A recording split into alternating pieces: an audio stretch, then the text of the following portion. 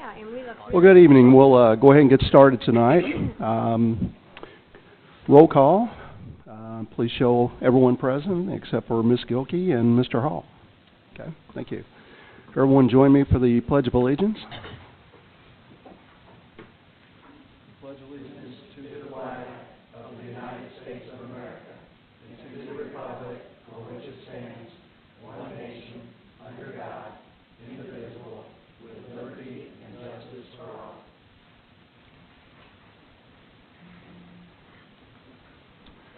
All right. We have the approval of the agenda. Are there any changes tonight?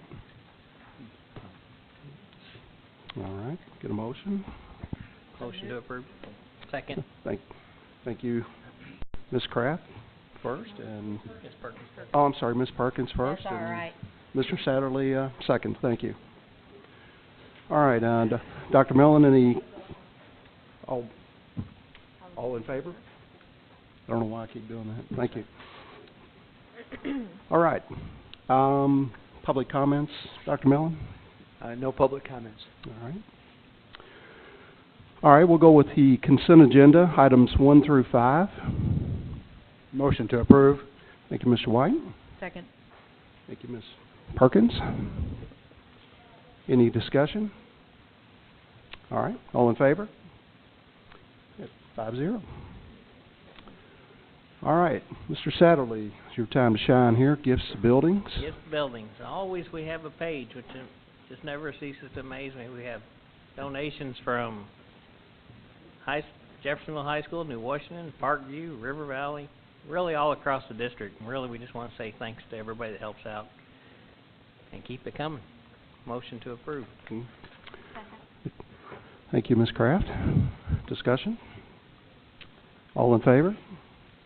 All right, 5-0. All right, next we have 2 action items. The first one is Policy 6116, Pledge of Allegiance and Moment of Silence. So, Ms. Lewis, I believe you're up. Thank you and good evening. This policy is being presented for second reading this evening, and it is the Pledge of Allegiance and Moment of Silence policy, but it adds to that policy the national anthem. And what we are seeking is to include information about the national anthem from a historical standpoint and also for the words of the first verse. And we are recommending to the board that this be added into the policy so that all students will be taught the song with the emphasis on the first verse at the elementary level, and to have some historical information provided to them as to the how it became our national anthem, who it was written by, and the proper times for it to be performed. The changes made from first reading, they're highlighted in blue for your review.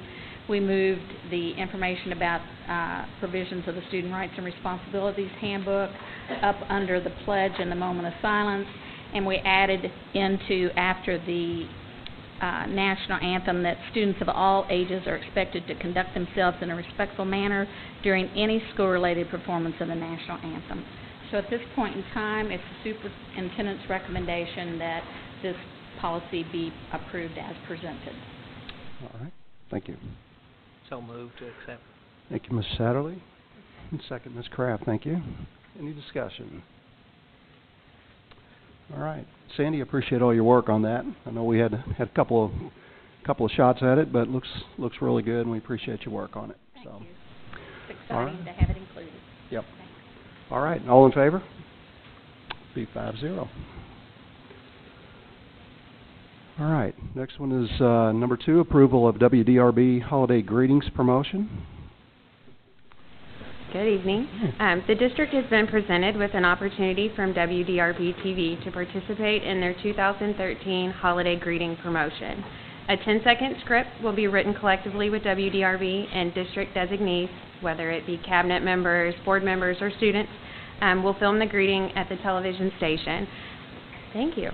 The district will get 60 television spots beginning November 25th through January 1st. Greetings will air during holiday movies, WDRB in the Morning, Rachel Ray, The Talk Show, I'm sure you all are familiar with, The holiday message will also run on WDRB's website as a pre-roll, which means it will run prior to a news or weather update that a consumer clicks on. The total investment for this promotion is $3,000 and includes the production, the script writing, television schedule, and digital presence.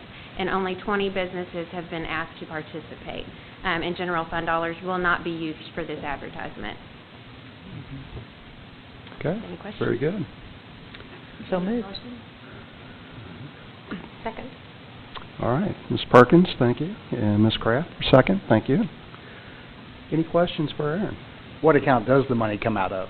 It comes out of the marketing account that Dr. Dykle so graciously established for me, that Coca-Cola, they're part of their contract, those funds will help pay for it. Thank you.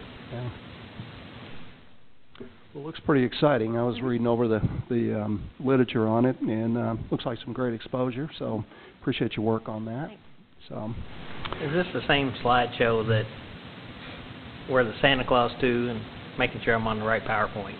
The Santa Claus. Where it's gonna show, I don't know, she can pull it up. Oh, the different programming? Yeah. Yes, Which- it'll show, it's a variety of programs. Which choice did we choose on slide 2? Slide 3? Just a question. Oh, It we says have you not, choose- we Merry- haven't chosen that yet. You choose Merry Christmas? Okay. We Yeah. haven't, no, we'll write the Okay. script in with them.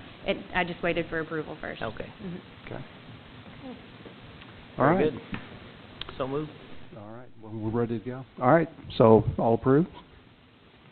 Second. All right, 5-0, thank you. All right, let's see, we don't have anything on, looks like item I, discussion items, or board reports. So next is board planning, strategic plan. So, Dr. Mill?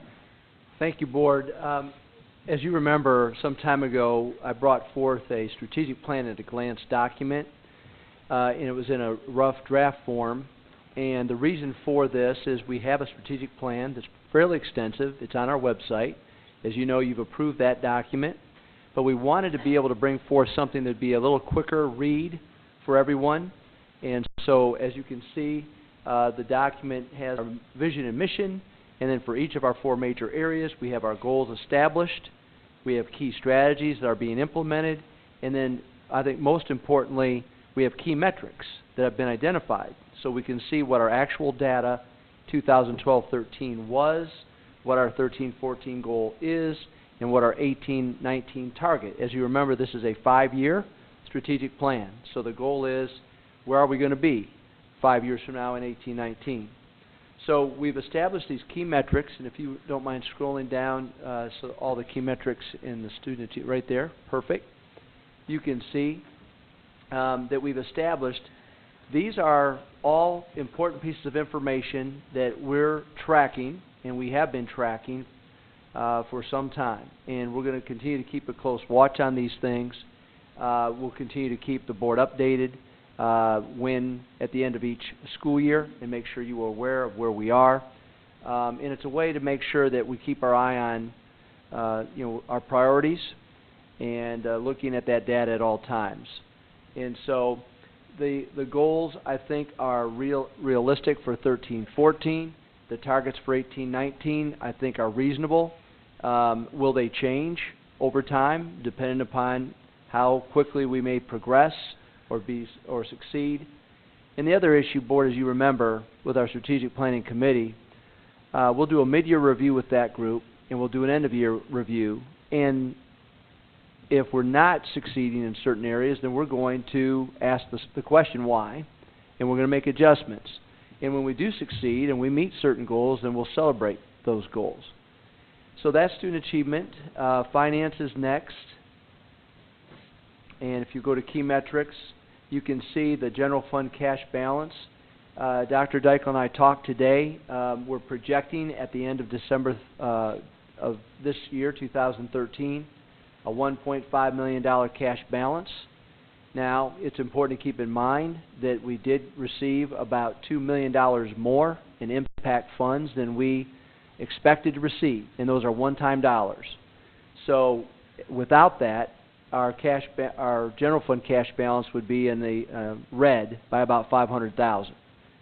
That's why we anticipate in 13-14, when we don't have those monies available to us, but all of our expenditure reductions from a teacher, an administrator, all of our staffing expenditure reductions kick into place fully, we still expect to be about a legitimate $1.5 million at the end of 13-14. Target, based on strategic plan, is $5 million. The rainy day fund, we're projecting a $3.1 million at the end of December 31st of 13. And I think that's, again, important to note. We're really trying to go calendar basis from a budget perspective. And then a $2.9 million for 13-14. And again, the $5 million target in 18-19. Facilities and technology goals. You can scroll down. This is interesting because we've been brainstorming this. How do we meet our strategic planning goals that deal with making sure that we're properly looking at facility or technology use and technology availability? So we're looking at that student and faculty to computer ratio. Well, we've already exceeded that, but I'm not so sure we can get much better. So we put that out there so everyone could see it. We're very proud of the fact that we have that ratio that we do. Google utilization, those are daily logins, and so 13-14 we've had an average of about 4,500 logins to Google on a daily basis. And so because our students will be accessing Google daily more, but also be accessing other applications and other internet resources, we just put a $5,000 or 5,000 login number there. We're going to have to track usage over time. There's not really a trend, but I can tell you what we've tracked up to this point. We've been averaging about 4,500 daily logins. And then from the My Big Campus utilization, what we did is Amy ran a report not only for Google but My Big Campus, and what we can see is how many logins per school do we have to My Big Campus. And it ranges, from, say, in the 1,000 figure from some of our smaller elementaries to 32,000 logins at Jeffersonville High School. So what I did is, working with Amy, we sort of brainstormed and said, well, if we take all of the logins that we've had up to this point and then divide by the number of days that we've had My Big Campus, the average logins to My Big Campus is 1,885. That's across our entire district. So we'll continue to track that data board because, again, this is new stuff. We'll see if it's beneficial, useful, but we thought that was a way to go. And then also average bandwidth utilization. Look at that. A year ago in November, Amy ran a report that showed that our bandwidth, and that's how much is called bits in, when we're going out accessing the internet, the bandwidth that we're using on average was 20,000 kilobytes per second. This November, it's 135,000. So we are definitely, over almost sevenfold using more bandwidth. We have 250 gigabytes of bandwidth, and we have reached that peak a couple of times this year. So that's a good thing, and yet it's also a little scary because we thought the 250 was going to be more than enough. So we're going to keep tracking that. So that just gives you some idea. We have an average age of computers of 2 years. I think we can be very blessed by that. And you can see the PBIS impact. What we're going to track is just office referrals, the number of referrals that we're dealing with in terms of behavioral incidents. And last year we had 12,262 total referrals across our school corporation. So we're looking at about a 10% reduction as a goal for this year, and we'll track that. Because as it translates back to student engagement, is that what you're doing? What we're going to do is we're hoping that our PBIS impact with the Tier 1, where we've established expectations. We're hoping that across the building, PBS impact will help to reduce those referrals. We're seeing some positive data at this point. And that's really the strategy there, or the goal relates to safety, school safety. So that's just one metric we're going to be tracking to see. Fewer referrals, I think the safer people will feel in their school environment. And then the last one is PR-based, and enrollment is one of those, because our enrollment, as you know, is up about 73 students over last year. We had stopped a decline of about 150 per year, so I think that what we want to see is continue to get our enrollment increase. So I just was looking at about a 75 student increase per year, roughly, is what our hope would be. We're at 10,600 at this point. And then stakeholder satisfaction at the bottom, we had surveyed all of our different stakeholder groups, parents, all of our different employee groups, students, both middle school and high school. And one of the questions we asked was, if you could assign a grade to Greater Clark County Schools, what grade would you assign? And so I went through all of the different documents based upon all the different stakeholders, and then I averaged it, and it came up to 68% believe that Greater Clark should be an A or B district. Again, we have no trend data to show whether that's good or bad, but it's a baseline. So to us, and it's just one way to figure out how people are feeling, but our hope is that we can continue to elevate those positive feelings and over time. So 75% is our goal for 13-14. So some of these areas, Board, they're data that is baseline, and it's a starting point, but it's right out in front of everyone. We'll track it on a continuous basis. If we feel like we could be tracking other data that would be more helpful, then we will. If we feel some of this data is not useful, then we'll get rid of it. But we're going to keep this out in front. And so Board, I guess, doesn't require any action on your part. I guess I just wanted to inform you that here's this document, and I think it's ready to be posted and made available for a quick read on our website, made available to our public, and I'd be happy to answer whatever questions you'd have. When is the stakeholder satisfaction surveys done? In the spring of the school year, so that data is from last spring.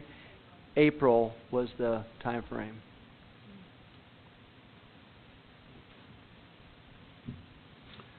I have a couple questions. I'm looking at the key metrics again underneath the strategies, and I'm looking at, again, Google utilization, which is an interesting stat for me. But is this drilled down into each of the schools, and do each of the schools have a target which sort of makes a composite number, or are you looking at this strictly from a corporation standpoint? From a student achievement and instruction perspective, those key metrics are all tracked by all of our schools. Mm-hmm. In fact, Board, we have a data dashboard that, as you know, that we produced last year, where we've made some revisions to that document that we think are more helpful and beneficial. It's a document that will be utilized for internal use, and right now we're putting some finishing touches on it, so we'll share that document with you as soon as we have it completed. But there'll be 3 sections of those dashboards, and so the schools will be tracking sort of the annual data that you only see once a year, of course.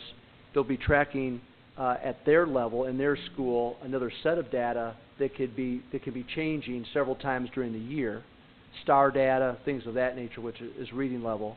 And then our goal clarity data, which we're giving those tests 4 times every 9 weeks, then that data is also loaded in.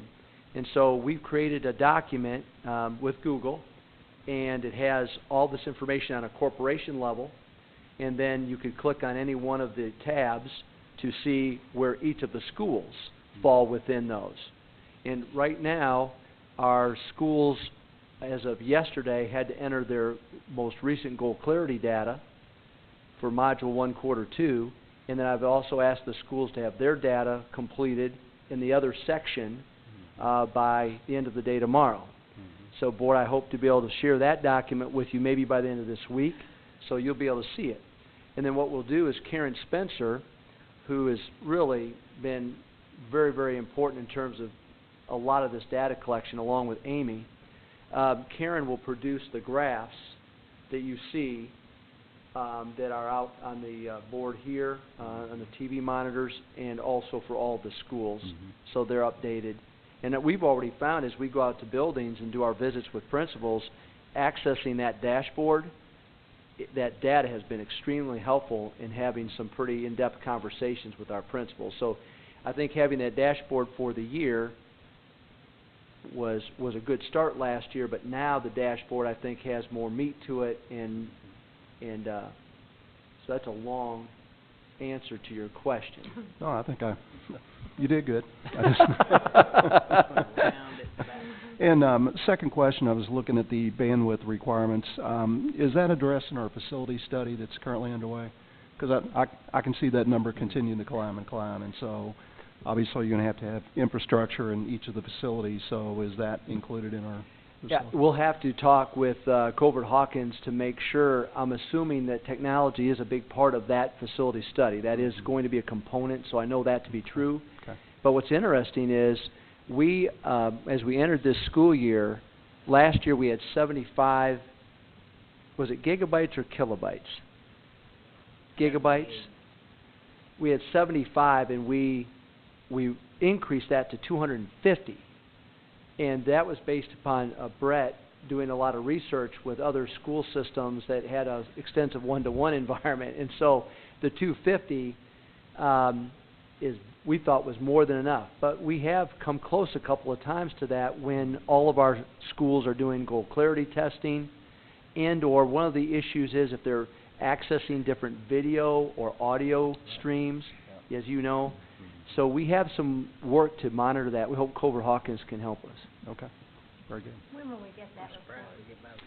The Covert Hawkins study, we're anticipating that we'll probably have a draft of that document in our hands mid-December and be able to present it publicly in a board meeting in January, like the second board meeting in January.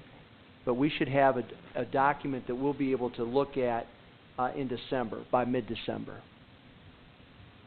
Well, and again, I appreciate all the work that's been done on this document. I know sitting where we are as board members, as we begin to look at decisions we need to make around funding and allocation of resources and what have you, it's very reassuring to be able to look back on this document and know that we can bounce that against what's going on here and know that we're making the right decisions. And so, it's sort of a guiding document for us as well. And again, appreciate all the work that everyone has put forth to get this in place. So, looks really good. Thank you. All right. Any other questions about? Okay. Okay, I think our next item is a policy review. New policy 1600, possessing firearms on school property. That's correct.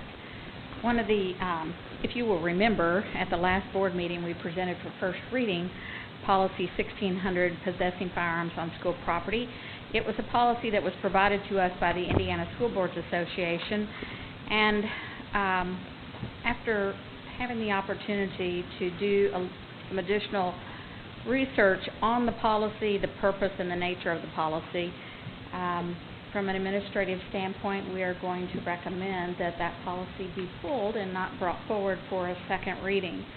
And to give the general public just some information about why we would want to pull that policy.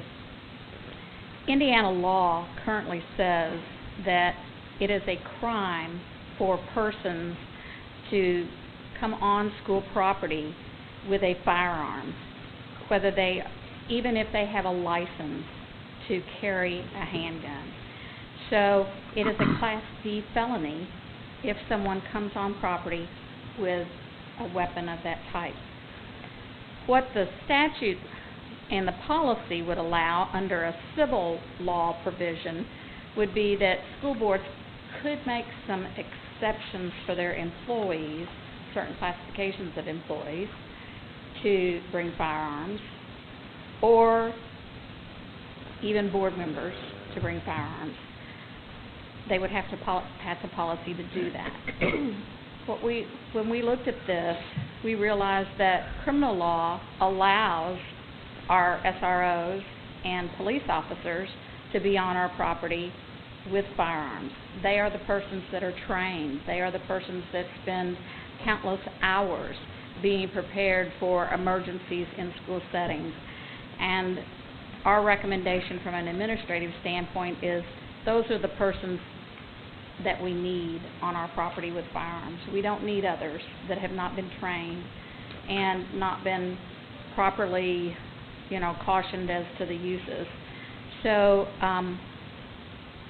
we don't need the policy if we don't want to make an exception to what criminal law allows. And since we are not asking you all to make an exception, we are asking that you all, basically by consensus, understand that we are not going to bring this policy forward for a second reading. We don't need it. So that's what I'm presenting this evening. You need a motion? You need to stay? No. I don't think we need a motion. Administratively, we've decided it's not something that we need for the school corporation. Just wanted you to know that it won't be on for a second reading at the next meeting. Well, I think I can speak for everyone. That will be just fine. So, Okay. thank you. Thanks very much. All right. Next is the budget review, fund monitoring. Dr. Dykle. Dr. Dykle. Okay, the first one we will look at will be the general fund. Are you happy now, Renee? I'm talking into it. You're not talking loudly. Okay, I have to bend over now because I'm taller than this. Based on what we're looking at for our projections right now, we're looking to end December this year with approximately $1.5 million in the general fund, which is great. Dr. Mellon already stole my thunder. It's something that I report every month that, we ended up getting $2.7 million from the impact money. So if we didn't have that extra $2 million, would be sitting with $500,000 in the red that I'd be coming to you in December saying we need to take it out of the rainy day fund. So that's the good news. We don't have to take that money out of the rainy day fund. So we're looking pretty good in the general fund right now. Skip over the two debt service funds and go to the capital projects. We've taken some projects off the list that we thought we are not going to have to do anymore, plus we're running out of time. Weather's getting bad. So we're looking to have a projected $500,000 balance, cash balance in the CPF fund, which is pretty good. And again, these numbers that I'm going to give you for the next three funds are going to be dependent on tax caps and also property tax collection. So assuming we collect everything, assuming the tax caps come in the way we're projecting them, this is approximately where we should be, about $500,000. Transportation operating fund, we should end up with a negative $223,000, and then I'll have to come to you and ask for money to come out of the rainy day fund, because legally we cannot end any of the state statutory funds in a negative. We have to balance them out to zero. Luckily we have a rainy day fund to borrow the money from, or to take the money from. And then bus replacement fund, we're looking at a projected deficit of $163,000, and again, that'll have to come out of the rainy day fund to balance that. And right now, the rainy day fund is sitting with $3.3 million, so that's a good thing. Any questions?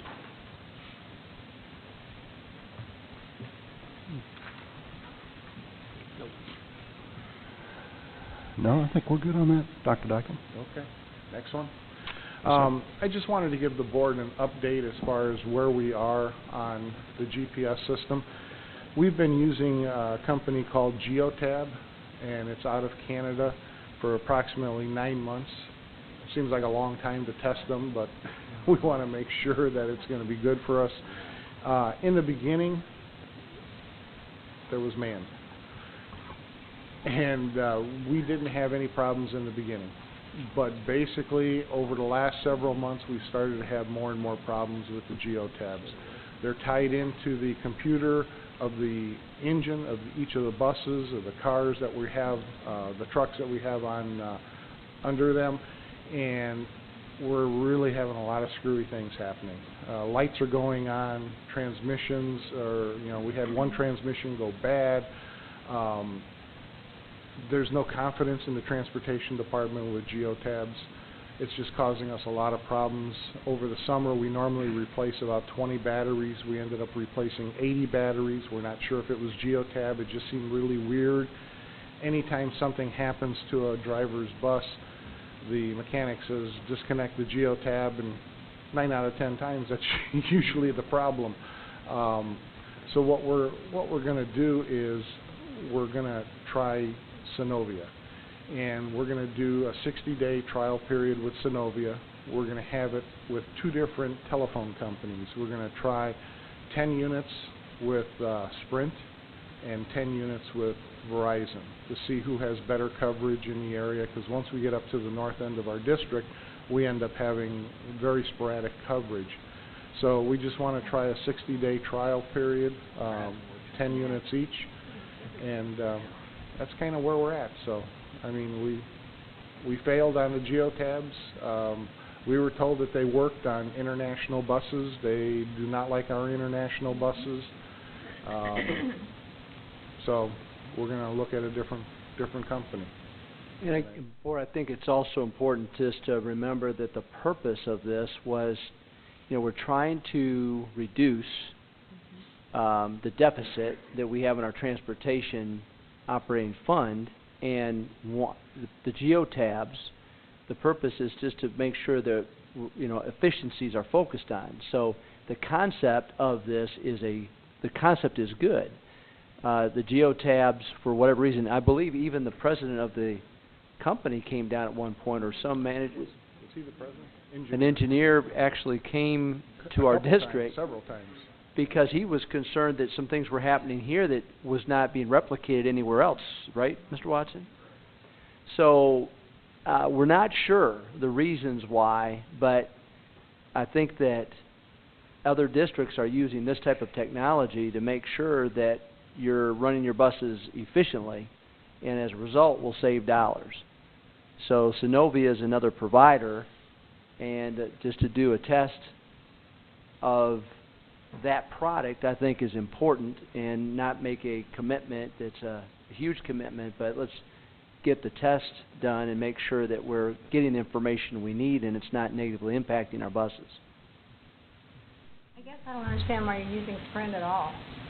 I mean, I don't work for Verizon. I'm just saying, when I go on conference, like even the French Lick, nobody has any service but me, and I've got the Verizon phone and giving it to the big wigs and have all of. That's crazy. I mean, that's been my personal experience. Why would you even try that? Well, Sprint was the one that came to us with the geotab, so we thought we'd just stay with Sprint for that.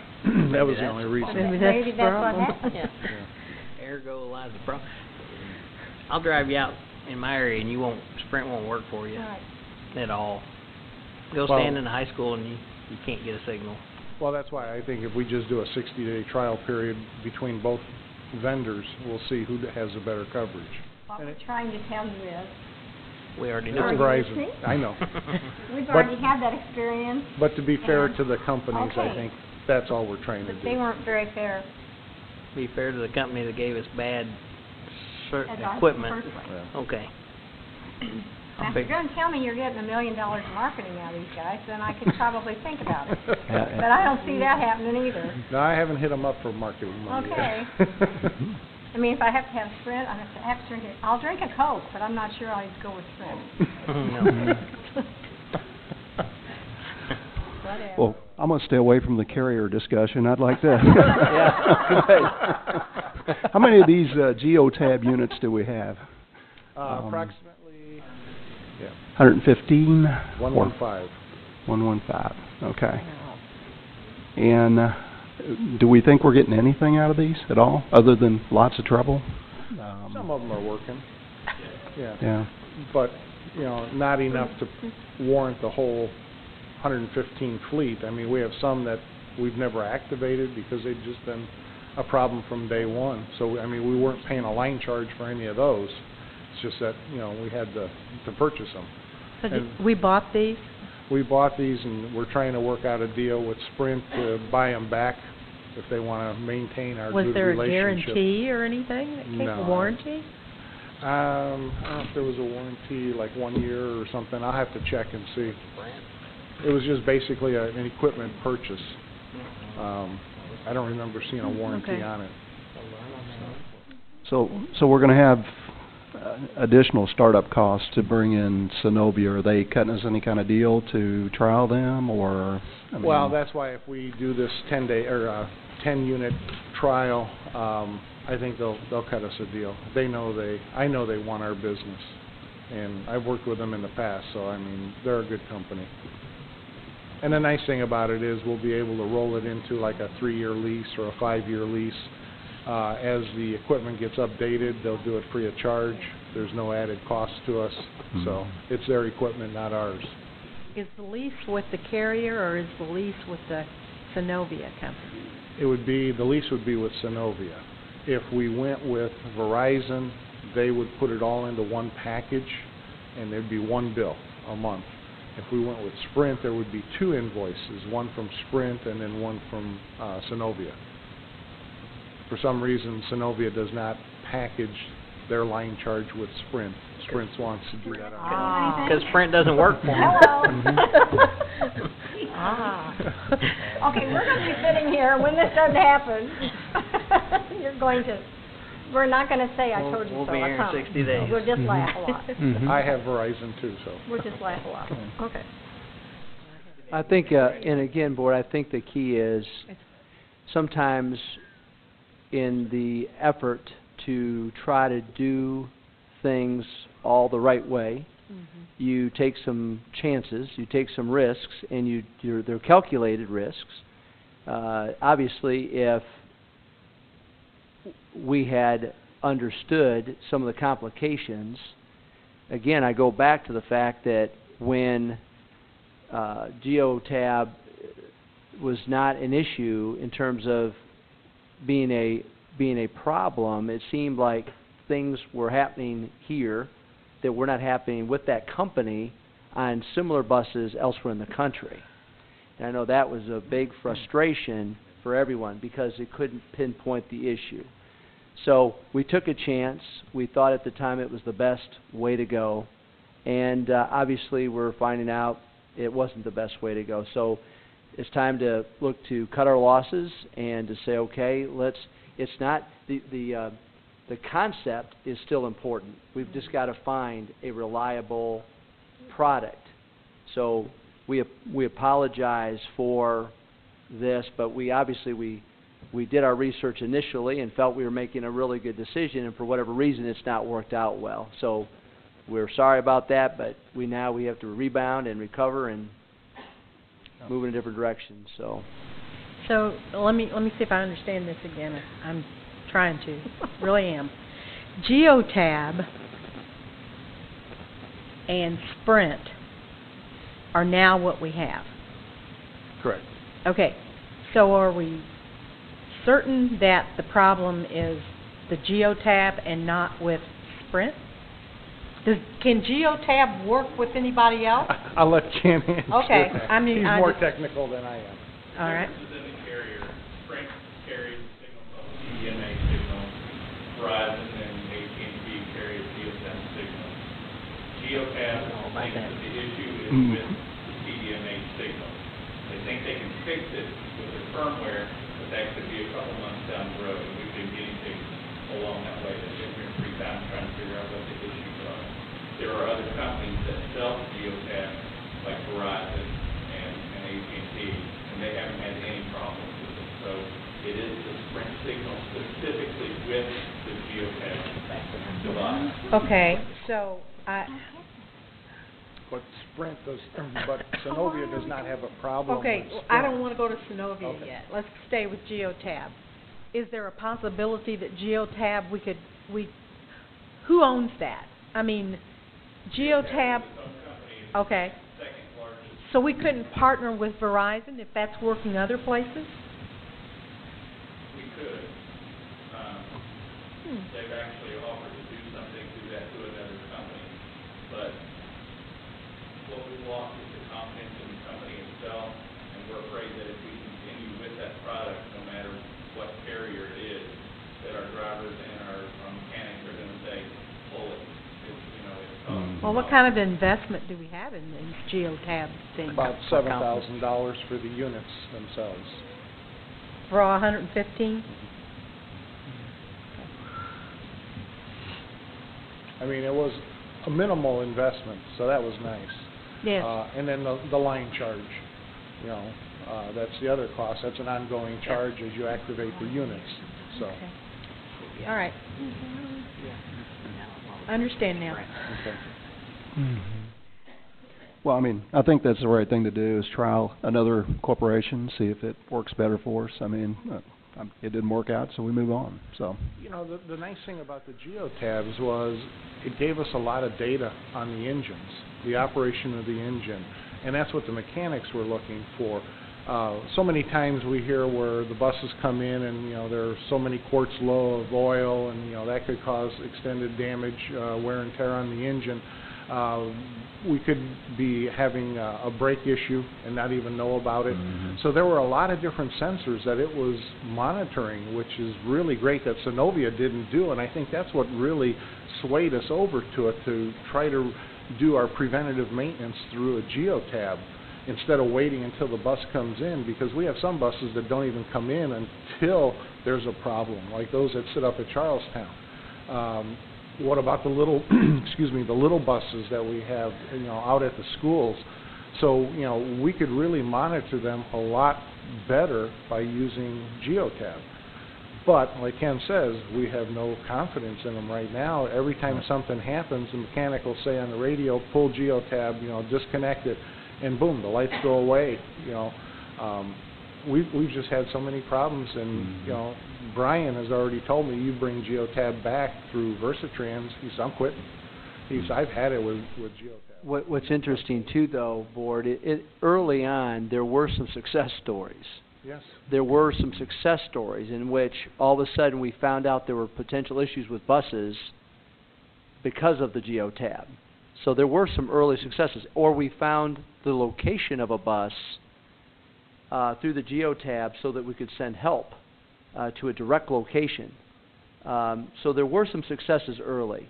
But it seems the longer this process has gone on, for whatever reason, it has decreased in its effectiveness. And so it's time for us to cut our losses and look in another direction. So I think this pilot with Synovia will give us that kind of ammunition we need to make a better call and a better decision, and we can bring that back to you at the end of the trial period and just report out to you again. At least the investments have been minimal in terms of the cost factors. Well, I mean, I think if you look at the budget in transportation and bus replacement, you got to try something. So that's what we're looking for. Yeah. Okay. So, any other questions? No, I appreciate the update. Okay. All right, let's move on to student achievement intercession review. I'm really curious to hear about this. Well, good. I'm glad you're curious and excited. Maybe is the word, right? You know, Board, I will just tell you that just overall, the feelings are very positive from all of us that were at this level, but also from people in the buildings, from the principals to the teachers to the students to the parents. I'm not here to say it was perfect, and we're going to continue to improve upon it, but I'm telling you that if you were in those buildings during that week and you were around our teachers and our kids, it was a whole different feel and a different culture. For kids that have been struggling in school, they really liked being there, and that was a tremendous positive overall. So here is a bit of a presentation for you, and I think we'd start off with this news clip that WDRB did. In the Greater Clark School District is either get the books during fall break or risk failing. WDRB's Lawrence Smith explains there's a new program to help struggling students, but it means giving up some free time. While most students in the Greater Clark School District are enjoying fall break, some are back in the classrooms this week. It's the last thing Alyssa Farmer thought she'd be doing during her fall break. The 11th grader is sitting in class reading a novel. I thought it would be good for me because I need extra help with my English. Alyssa is one of some 1,200 students in the Greater Clark School District taking part in what's called the intercession course. We call it the winter room because we spend the winter there. Students who have tested low in basic math or reading skills are getting intensive help at a time when they would normally be at home. Is it mandatory that they attend? It's not mandatory, but by not attending, our students are risking either being retained the following school year at the same grade level or not graduating. It's also not mandatory for teachers. Like Stephanie Wilson, they've all signed up for the extra work. I thought it was very important for these kids to have this opportunity to continue reading. The intercession classes run for a half day, 5 days a week for 1 week, and include breakfast, lunch, and transportation. Classes are capped at 15 students. How much can you accomplish in 5 half days of instruction? What we've found in the past with other interventions that we've done, the 20 hours of intense intervention focusing on specific skills will be enough for us to make a difference. Parents we talk to say they're all for it. He was struggling with it in some subjects. I mean, he wasn't upset about it, I understand what you're saying. He was real excited about it. I just want to give him an extra little push to keep him interested. The students will be tested at the end of the week to see how much they've progressed. This is not a punishment. This is not a penalty. We're here to help our kids become better and achieve at higher levels.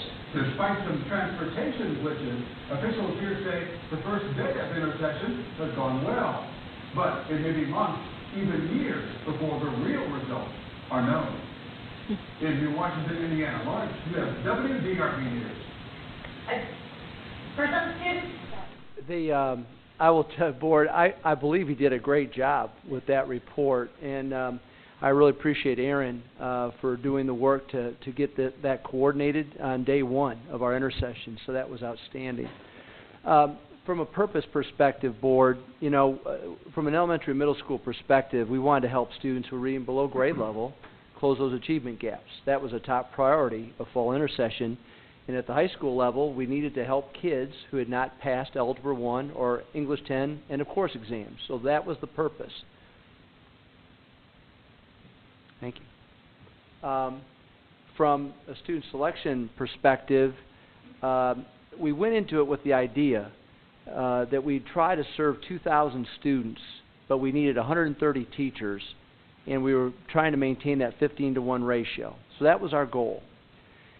Initially, the big factor for us was to identify enough teachers who are willing to involve themselves in this process. As you can see, we did end up with 117 teachers, and that was outstanding. But throughout the process, you can see where we ended up inviting 1,148, because there was a time in which we weren't sure how many teachers we would have, so we were a little cautious. That would have been a 10-to-1 ratio. And then the day one came, and even though we had invited 1,148 students, we had 928 of them that actually did show up on a daily basis. So the negative there was we were hoping to serve more, but the positive is the 8-to-1 ratio greatly helped working with kids who were really struggling in school. So, you know, there were pros and cons to that. So you can see from an elementary level, we use STAR data, which is our reading diagnostic, to help to determine and narrow that list. We ended up really focusing on our Tier 3 students. Those are our students with our most intense reading needs. At the high school level, after we identified all the kids who needed assistance, we ended up focusing on juniors and seniors in terms of managing those numbers. We could have tried to go deeper, but again, we have to balance that with the number of teachers that we have so that we kept the class sizes reasonable. In terms of positive feedback, I shared some of this already. I believe that the whole fall intercession was extremely well organized. That's a credit to our whole executive team, our administrative team. They worked tirelessly. We spent, I'm not sure how many hours working to prepare, but that preparation paid dividends because I think it overall was well organized. Students liked the individualized attention. There's no question. And teachers liked being able to focus on those specific skills. And parents, no question, appreciated the extra time that was being spent to help their kids. The next slide, I won't read all these to you, but their Facebook feedback. Again, Aaron provided these, and these are comments that, you know, people decide to post on our Facebook page, and they represent parents and teachers and enrichment program as well as our regular program. Positive feedback. We didn't ask for these individuals to give us these comments, and we really felt that it was making a positive difference. As I said earlier, you can always get better. One of the things that we learned, let me start with New Washington. I was there during the week and on that first day, and one of the issues we had, we did a great job from a transportation perspective of shuttling buses, some of our small mini buses up to New Washington. We had 4 of them. They were already there. Then our bus drivers, our 4 drivers, were actually shuttled from Jeffersonville early every morning up to New Washington, where they then would jump in those buses, and they would jump out in Ken's here. Got to give a lot of credit to Ken, because not only for New Washington, but Charlestown, you know, we were picking up students basically at their homes or in the immediate vicinity. So we had to work with Ken to try to arrange these routes, and he did a tremendous job along with Gary. But so New Washington, the bus drivers that were coming up from Jeffersonville weren't very knowledgeable of the New Washington area. So in some of the places up in New Washington, and I've learned a lot more about New Washington after being up there for a week, some of those are challenging places to find. So I also had a great opportunity to ride in the sheriff's car as we went out and picked up some kids at different locations, and the kids also loved it because for several of them they had never had the opportunity to ride in a police car, thankfully. And but as the week progressed, you know, we worked with the drivers. I think they became a little bit more comfortable and knowledgeable, and so we learned some lessons there. Now Jeffersonville, we picked up at every elementary school. I think that, and I don't know what the answer is. We have to do some brainstorming here, but I think that's why our Jeffersonville numbers were not as high as we would have liked, because it required families to get their students to one of our 9 elementary schools, and in some cases, if families didn't have transportation, if they felt they lived too far away to walk. I think that, I don't know what the answer is there, but I think that's part of the issue. It's not a fault of our transportation department. It's just a fault of how do you try to transport these kids who are located all over the city of Jeffersonville and frankly, Clarksville. So we know we need to do some work. Student recruitment. One of the things that I think we just didn't get started fast enough on actually going out and recruiting these students by communicating with parents. Especially, you know, some of our schools did a far more effective job than other schools in that regard. You know, it's important that the parents know that, you know, I'm a principal, counselor, teacher from the school. We want you to be part of this program. It's essential you're part of it. Where our schools really did an effective job, we had really good turnout. Where we weren't as effective communicating with parents, we had a lower turnout. We'll get better for the spring intersession there. The enrichment classes, we had several offerings, but ultimately you'll see later, I don't think we promoted them early enough. And so therefore, parents didn't know enough about the opportunities, and so we need to promote those sooner. And the whole process just needs to start earlier than we did. Even though we thought we were working months in advance, we had a timeline, and we think we could just work a little bit, start the process a little sooner. Daily attendance. Board, the percentages that you see reflect all students invited. If you remember, we did not know who would show up and who would not show up day one. We knew we had invited, at Jeffersonville, we invited 774 students. So we were tracking throughout the week, in terms of absences, all kids who didn't show up, whether it was for a day or 5 days. So I want you to know that after the fact, as we look at, we noticed we had 185 students in Jeffersonville that never showed up. They weren't there any of the 5 days. So we have to go back and we have to figure out why was that. I mentioned a few of the potential reasons, really transportation based, I would bet, in a lot of cases. So those attendance numbers reflect, for example, at the high school level, 56%. Well, there were 40 students out of 141 that never showed up at all. So of those kids who showed up, the attendance rate for high school was 78%. Dr. Miller, can I ask you a question? I'm Sure. looking at this 56 for the high school, but when we invited those students, did they positively say they would be there and then just didn't show up? We were given confirmations that those would be individuals who were planning to attend. Okay. So we had to finalize our list. We made a master list of all of our students because we needed to make sure from a food service perspective, Natalie is here. Food service did an awesome job with breakfast and lunch, but we had to provide some kind of numbers for Natalie. So the final number of 1,148 were confirmed that these people were coming. So why, what changed? Not exactly sure. Did we circle back with them at all to see why they didn't make it? I mean, we did make phone calls. Almost at every building, there were calls that were made to go back out, and usually there were issues that, there was a transportation issue or something came up. There was different excuses that were made. The shame of it is, for example, at Jeffersonville High School with Natalie, I mean, a lot of food was prepared. Mm-hmm.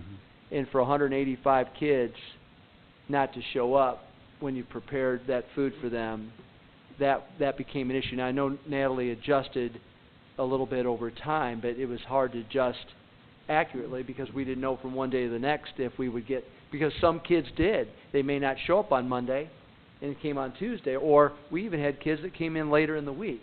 Mm-hmm. So there were some, I don't know what all the answers are there, but we definitely got confirmation that those 1,148 were planning to attend. Okay. So we have to make our word good and say, we offered this for you. Now, if you don't pass and if you don't graduate, we need to have some acceptance of that responsibility. I agree. One of the... That's the bottom line. It is. I mean, it's all about closing gaps. Mm-hmm. And if we don't close these achievement gaps and we allow students to continue to advance, then they'll continue to be unsuccessful. Right. And then all of the data that we're striving for to justify or show that we care about success, we're just proliferating a problem that we can't afford to proliferate. I mean, there are just some kids that we're going to, here's the philosophy is this, and board, this. We will do everything in our power. We have 1,400 employees of the school corporation, and we have 1,400 people that will do everything in their power to help every child, regardless of their circumstance. We are going to do everything in our power. We will come in during intercession week, and we will be there to help those kids. We will provide impact during the school day. We will do whatever it takes. If it comes down to it, and a student and or parent don't want to make or take advantage of the commitment we're making, then they have to understand that they could be retained. That is the consequence, and or high school students won't graduate. And that was the message that we were trying to convey. And by the end of this school year, there's a spring intercession too. So there'll be another 20 hours of help. And at the end of this year, if students in certain buildings and grade levels do not have the skills they need to go to the next grade level, they need to be held. And we need to provide some alternative approach to their education. That's the message we're trying to convey. And if you can track it without names, I'd like to know kids invited that didn't succeed. So if you had 5 kids invited and they didn't pass, it'd be a good statistic to know.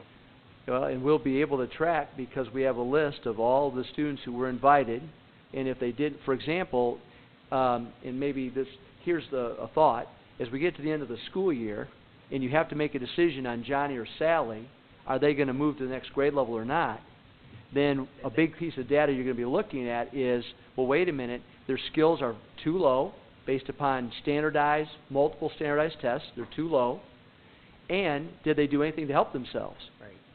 Did they attend the fall intercession? Did they attend the spring intercession? And well, if they are already very low on their skills and they never made any commitment to help themselves, then I think we can feel more confident that they deserve to not move forward. Right. We have to send the message that we're ready, we're all in. Right. The Greater Colorado County Schools are all in. Our students may or may not be all in. Parents, where are you? Because we provided transportation. Now, maybe it wasn't from your house in Jeffersonville, but we did provide. And we provided food and lunch. I mean, breakfast and lunch. We're all in. We're invested. Is one of the Good. requirements for a waiver for graduation still that you have to take advantage of all remediation opportunities? I think the language is you have to take advantage of remediation opportunities. I don't think it says you have to take advantage of all remediation. So you have to take advantage of it. So in essence, if I choose not to do anything above and beyond to help myself, then I've not taken advantage of remediation, and therefore it'd be justification to be held back. Now, maybe I didn't attend the fall, but I attended the spring, and by my attending the spring, I was able to really make some serious progress, and now I'm really close. Now I'm real close to. Maybe those are the kids you give the benefit of the doubt to, and you continue to move them forward with continued intervention. Good.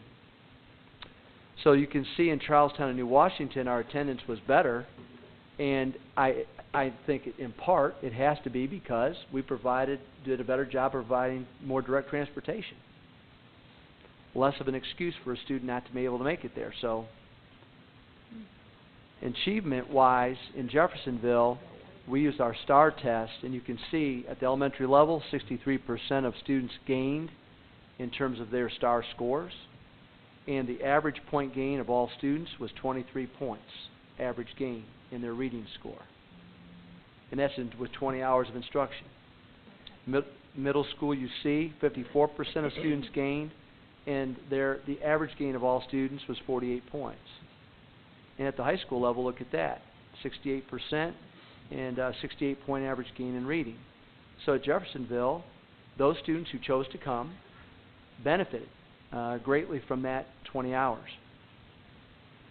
And not every student may have, obviously not 100% of the students gained.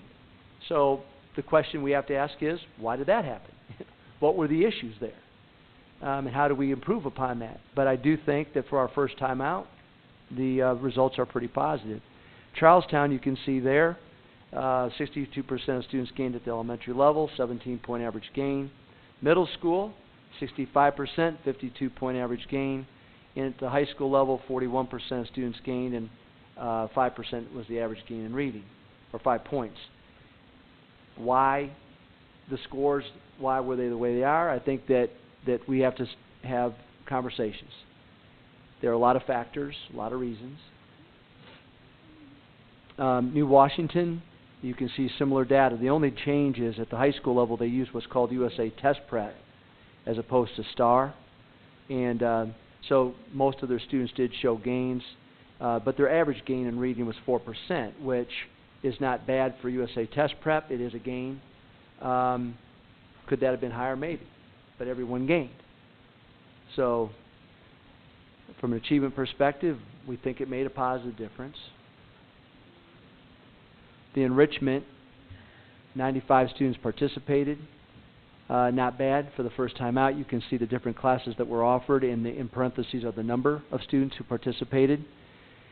There's no doubt we want to build upon the enrichment opportunities, and I think that you'll see a better increase in participation in the spring. And talking about the spring, I want you to know that one of the first things we did after we came back after fall break was with our administrative team, we did a reflection exercise on fall intercession. So we started to collect how could we improve. And so that data is there from our administrative team. We'll begin preparations for spring in December, and spring intercession is March 24th. So, be happy to address any more questions or concerns that you might have.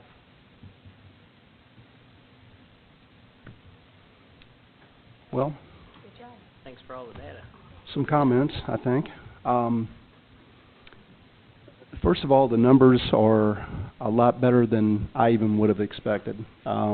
This is your first go-around at it, and nobody Nobody is offering this anywhere that I know of in the area.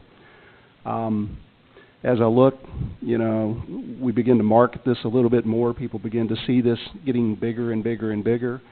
I think you're going to see results pick up on down the line. I mean, you're looking at a snapshot of time for, you know, just a week of intercession. So what happens when spring happens? What happens when next fall happens? I think you're going to begin to see this paying off down the road. What I like about it is you can market to your parents that you provided them lunch, you provided them dinner, you provided them extra intercession that they would not have gotten, and you gave them a 10-to-1 ratio. I mean, who wouldn't love that, right? So, Dr. Miller, what I'm also hearing is you kind of beat yourself up here, but I think you need, you know, you and the team need to pat yourself on the back, because I hear you sitting here and all you've done is reflect on what we can do better the next time. And I have complete faith that this is going to be much better in the spring, and every session that we have, it's going to get better and better. And so I, for one, very much appreciate all of the efforts that came about on intervention. Was it perfect? No, but I can guarantee you the results were better than if they'd had 5 days sitting at home. So anyway, well, thank you. I thank you. I have to, you know, everyone involved, we had a lot of people involved in this, through the planning, through the implementation. I mean, I'm very proud of our staff up and down the line for what they did. But also, Board, you are deserving of credit as well, because you're allowing us to step out and provide the opportunities to provide this opportunity to kids. So thank you for your comments, and I guess that's sort of the nature of who we are as educators. We're always, we usually don't spend a lot of time celebrating. We're always trying to figure out how do we get better. But thank you for your compliments. All right. Well, give me just a minute because I've lost my screen here if we talk so long. All right. While he's loading, the comments I heard from kids in New Washington surprised me. You know, I was expecting to hear, I got to go in for, but I didn't. I heard what you saw on Facebook. Kids were excited to go, and they were excited. They knew what they needed help in. That's what amazed me. The kids knew better than the parents that they needed help, and they were ready to get it. So, good job. Public comments on non-agenda items? Nothing? Okay. Board comments? Ms. Perkins? Well, the number one research-based intervention for improving student achievement is more time.